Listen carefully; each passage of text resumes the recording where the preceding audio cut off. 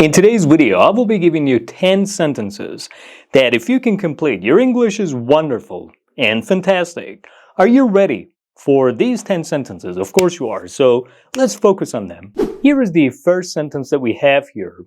It's raining cats and... What is the correct answer? You got 10 seconds to tell me the correct answer.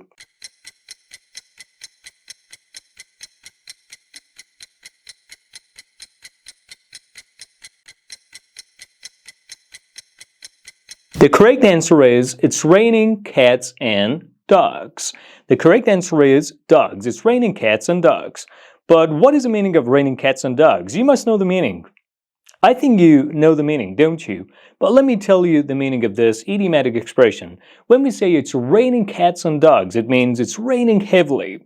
Or it's pouring rain. It's raining heavily. Let me give you an example of that.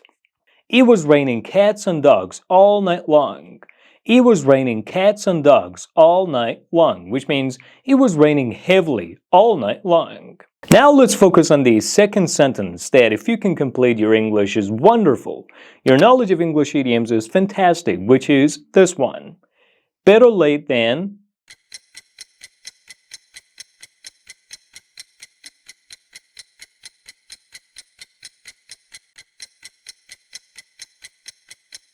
Yeah, the correct answer is better late than never.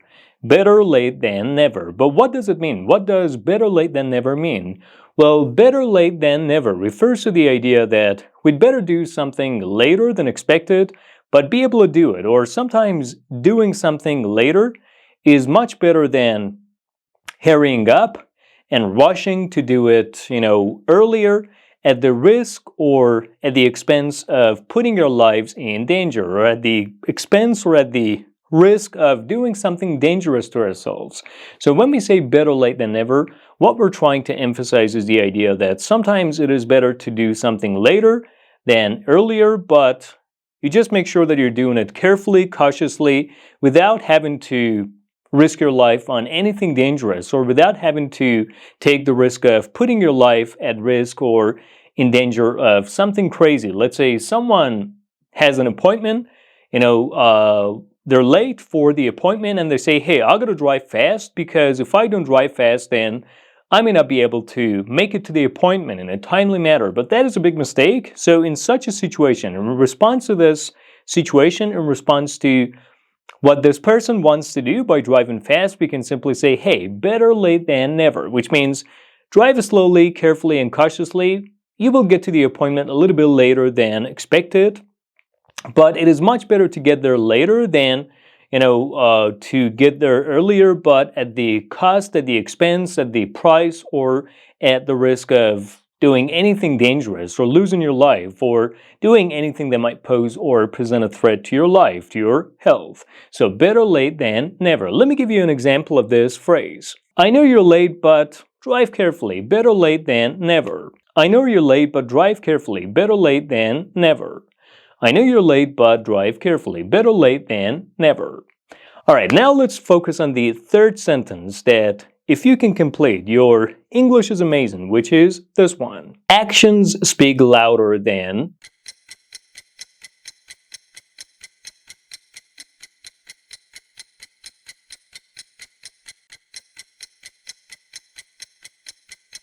Yeah, the correct answer is words. Actions speak louder than words. Actions speak louder than words. But what does it mean? When we say actions speak louder than words, it means actions are more important than words. What someone does in practice is far more important than what they say or what they talking about. In other words, you got to judge someone by what they do, by their actions, than by their words or what they say or what they're talking about. In other words, what someone is talking about is not as important as what they do or their actions. An example of this phrase. I know you got a lot of goals, but in order to reach them, you need to do something. Actions speak louder than words. I know you have a lot of goals, but in order to reach them, you need to do something. Actions speak louder than words, which means I know you got a lot of goals, but in order to reach them, you got to do something. It is not enough to talk about having goals, or to talk about setting yourself a goal, or to talk about your goals. What is more important, what is far more important, is to work towards your goals by doing something, by taking action, by doing something that can help you reach your goals faster and sooner, or that can pave the way for you to reach your goals. And talking about your goals is not enough, will not get you anywhere or do anything, do you any good, but doing something that will help you work towards your goals is far more important than just talking about your goals. Now we're getting to the next sentence that, if you can complete, your English is wonderful, which is, don't judge a book by its...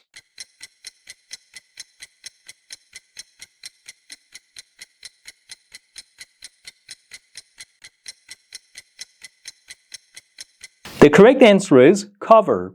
Don't judge a book by its cover. Do not judge a book by its cover. But what does it mean? When we say don't judge a book by its cover, it means do not judge people by how they look. Do not judge things by how they look. Do not judge people by their appearance, by what they wear, by what they say. Judge them by what they do. So you should not judge people by or things by how they look or their appearance. Judging people or things on the basis of how they look, on the basis of their appearance, is completely wrong, is completely a wrong thing to do. So never judge people or things by their appearance or how they look. Let me give you an example of this phrase. Don't judge a book by its cover. This guy looks like the poor, but he's rich. Don't judge a book by its cover. This guy looks like the poor, but he's rich. Which means do not judge this guy by how he looks or by his appearance. He may look like the poor, he may look like poor people, but he's rich and wealthy. He's got billions of trillions of dollars. He's got billions and trillions worth of properties all across the United States. Now we're getting to the sentence number 5, that if you can complete, your English is amazing and wonderful. Everyone has got to praise your English. Everyone has got to admire you for your English, which is, the ball is in your...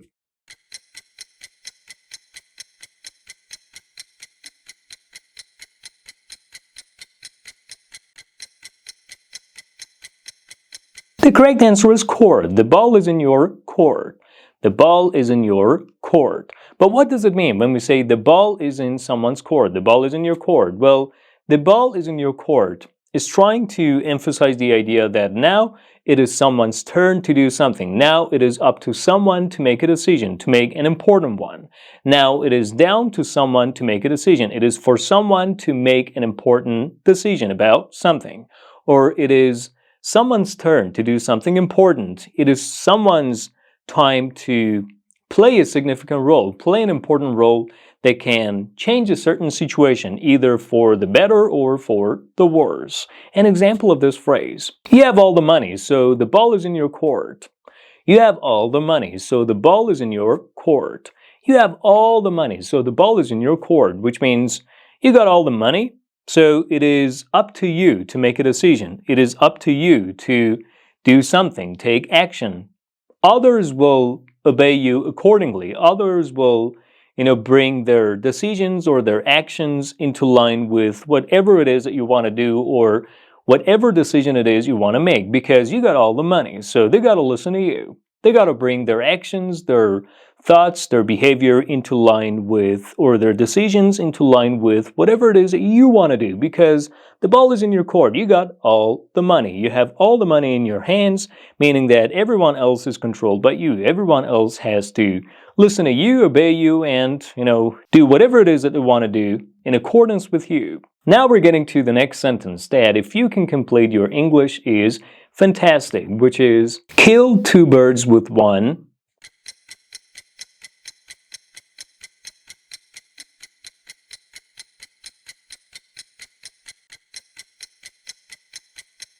The correct answer is stone.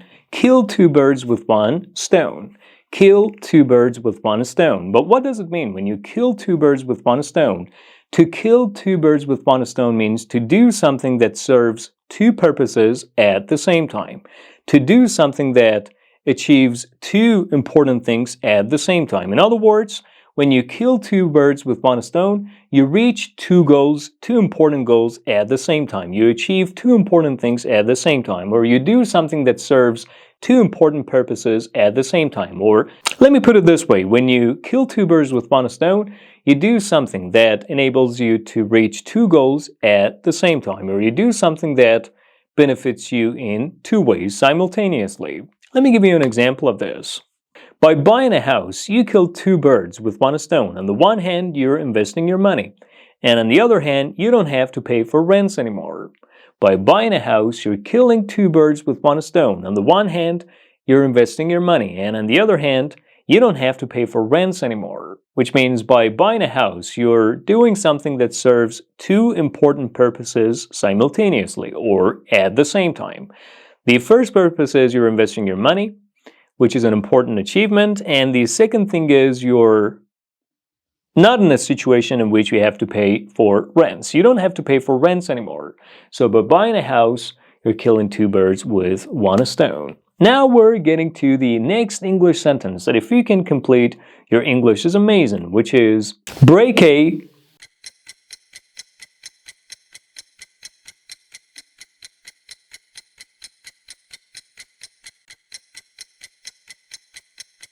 leg, break a leg, break a leg, break a leg. Break a leg is a phrase that we use in order to wish someone good luck. In other words, when we say break a leg, it means bravo. It means good job. It means I wish you luck. So break a leg is a phrase used as a way of expressing someone good luck or wishing someone good luck. Let me give you an example of this. I know you have an exam tomorrow, so break a leg. I know you have an exam tomorrow, so break a leg. I know you have an exam tomorrow, so break a leg, which means I know you have an exam tomorrow, so I wish you luck and success. Now we move to the next phrase that if you can complete, your English is amazing, which is when pigs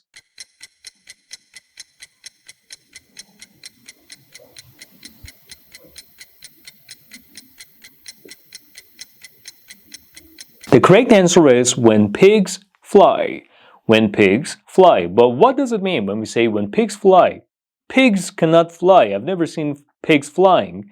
You might be wondering what the meaning of this phrase is because you can never see a pig fly, or pigs do not fly. They can't fly. Well, when pigs fly refers to the idea that something is highly unlikely and improbable, something is impossible and will never happen or take place. So when we use when pigs fly in response to someone asking us a question or in response to something, what we're trying to emphasize that something will never happen, we will never do something is impossible, or something is highly unlikely. Let's say someone asks you about when you will do something, a certain thing, and you just want to emphasize that you will never do it, but instead of saying, I will never do it, in response you say, I will do it when pigs fly. But the question arising now is, can pigs fly? The answer is no. So when you say you will do something when pigs fly, it means you will never do it because pigs are not able to fly. They're not capable of flying. They can't fly. So when you do something when pigs fly, it means it is highly unlikely that you will do something. It is highly improbable that you will do something. Or in other words, to put it simply and clearly, you will never do something. An example of this. Hey, when will you upgrade your car? When pigs fly. Hey, when will you upgrade your car? When pigs fly. Which means, I will never upgrade my car. Someone asks me, when will you upgrade your car? And in response to this question, I'm saying, when pigs fly. It means, I will never upgrade my car. Now we're proceeding to the next English phrase that if you can complete, your English is fantastic, which is, every cloud has a silver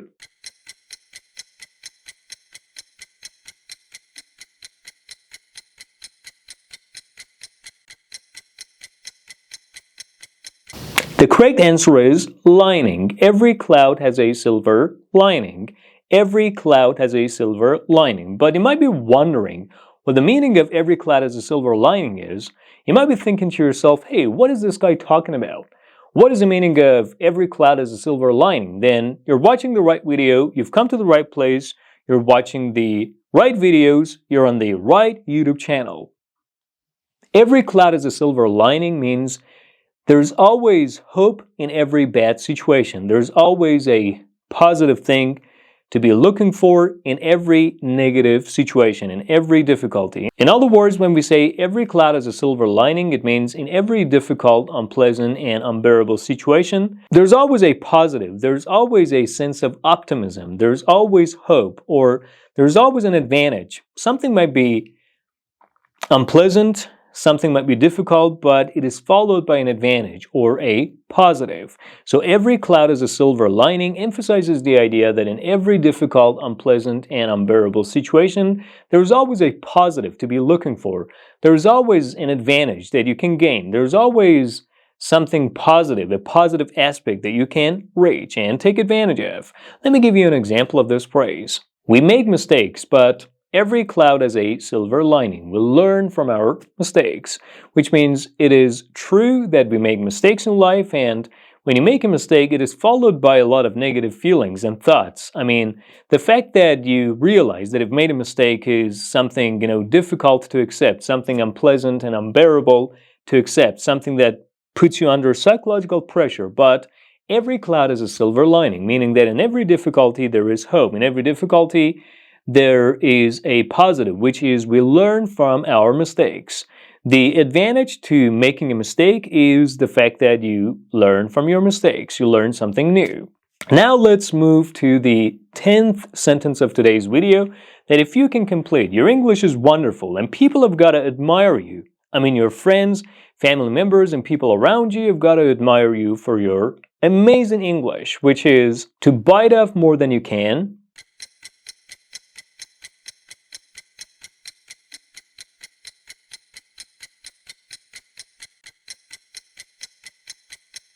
yeah, the correct answer is chew. To bite off more than you can chew. To bite off more than you can chew. To bite off more than you can chew. When we say someone is biting off more than they can chew, what we mean is that someone is doing something that they cannot handle. Someone is taking on responsibility for something that they're not able to fulfill. They're not able to complete. They're not able to do. Someone is accepting responsibility for something, taking on responsibility for something that they may not be able to do successfully. They may not be able to fulfill. Someone is doing something that they can't handle. Someone is doing something that they will not be able to do. So that's the meaning of to bite off more than you can chew. Let me give you an example of this. By studying and working at the same time, I think you're biting off more than you can chew. By studying and working at the same time, I think you're biting off more than you can chew.